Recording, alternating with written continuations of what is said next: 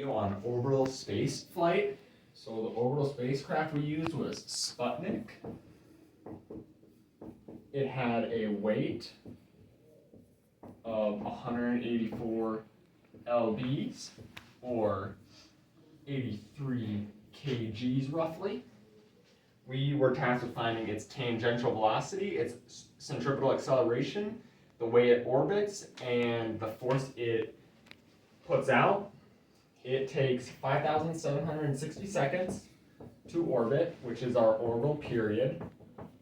That's the amount of time it takes to go around our object.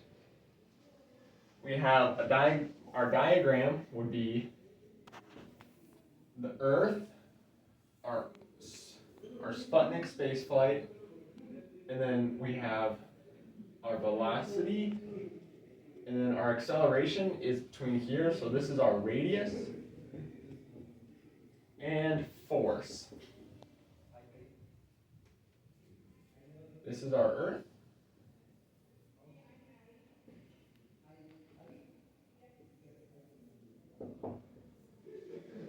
So to find tangential velocity, first erase this. This is not needed.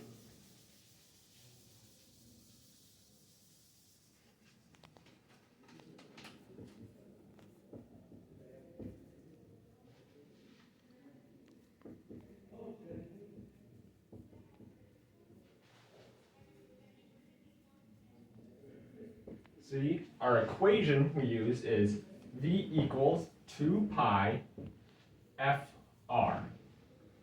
The R is our radius of orbit. That's from the center of our planet to the center of our spacecraft. The F is frequency, which is seconds over the amount of times it goes around. The V equals velocity. And then there's 2 pi, which is 2 times pi. So the way we set up our equation would be V equals 2 pi times our 5,760 seconds over 1 times, this is our radius of orbit, which is the radius of Earth plus how far away Sputnik is from Earth, which is roughly 588 miles. We use meters for our measurement, which would equal out to roughly about 7,990 meters a second. So that's how fast it's going.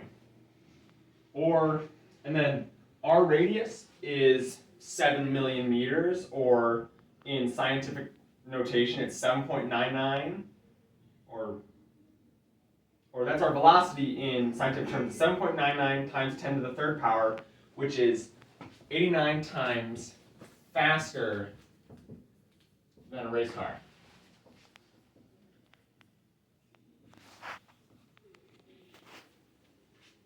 Our orbit is about 80,000 football fields long. That's a big one right there. The next thing we had to find was centripetal acceleration, which, let me erase all my math real quick.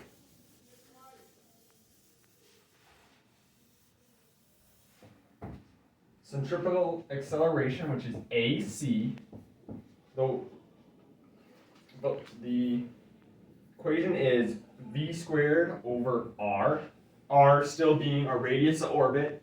Our V is the velocity we just found, so AC would equal 7,990 squared over 732,439, which gets us about a velocity of 8.72 meters a second squared. That's how fast it's accelerating towards Earth, but it won't hit Earth because its velocity makes it go fast enough to push it farther this direction before it goes that direction. Sputnik itself is shaped, it's a three-pronged thing. Its diameter is about 23 inches, so about a beach ball in size. And in meters, it's 0.58 meters in diameter, which is, Earth is 21.8 million times bigger.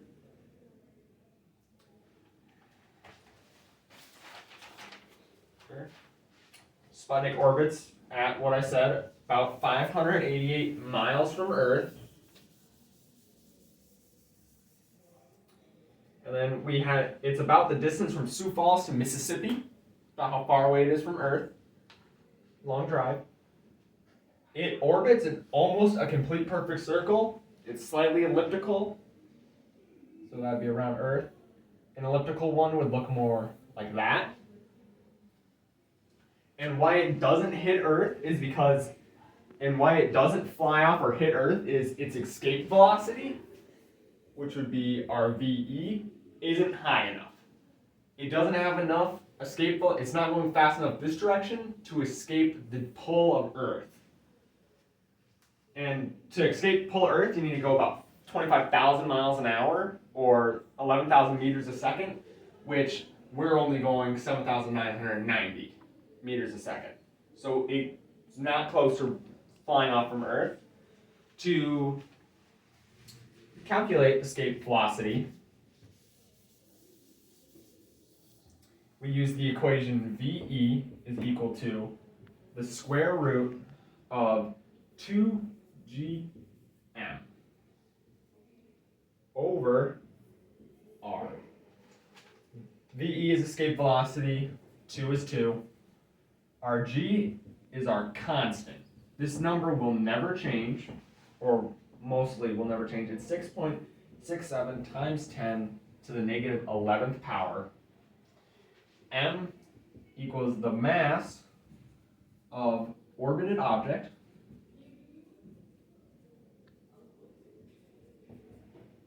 which is Earth's weight of 5.98 times 10 to the 24th. It's a lot of zeros. Big number right there. And then R is again our radius of orbit. So for a filled-in equation would be VE equals 2 times 6.67 to the times 10 to the negative 11th times 5.98 times 10 to the 24th power over, well, square rooted over 7.32 times 10 to the 6th power. This number is our radius of orbit, which is the 7,324,000 that I used in the other equations. And our escape velocity roughly equals out, after being simplified, 10,400 meters a second, which is awfully close to the real escape velocity that we need, which is about 11,300. It's not quite there, so it will not escape. And then the reason it doesn't get pulled into Earth is its centripetal force is not high enough as well, or, well, it's equal to the force pushing it away, which is, to calculate centripetal force, it is the simple equation of F equals m times AC, which that was our centripetal acceleration, and m is the mass of our object, which was the 83 kilograms times 8.72 equals 7.24 times 10 to the second power, or 724 newtons, which is about the power of an average 10-year-old that weighs about 80 pounds. There is a longer equation that is used to get the same data. I don't think it's needed, but I will show it. The other equation would be F equals our mass times velocity squared over that radius of orbit. which set up, it would be F equals 83 times 7,990 squared over the 7.34 times 10 to the 6, which gets us the same answer of 724 newtons. The last bit that I explain is drawing a bigger diagram, which I will do to explain how this works. So we're going to draw a whole Earth.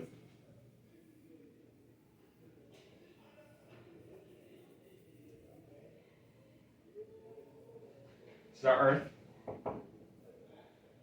So we go from the center of our Earth out to, this would be our 588 miles, to our Sputnik, which these are not accurate sizes. Sputnik would be like a dot. Sputnik is going 7,900 meters a second this direction as it's getting pulled in this direction at 8.72 meters a second squared. It's also getting pushed away with the same velocity or force of the 724 newtons. The reason it isn't greater is because the weight of Sputnik was a lot smaller. And then to escape, it would need 10,000. The 10,400 is smaller than our escape velocity of 11,300. So it won't escape orbit. And then Sputnik orbited about 96 times, taking about 96 minutes per rotation, and then it came back to Earth, which is why it's orbital spaceflight. Thank you for my whiteboard presentation.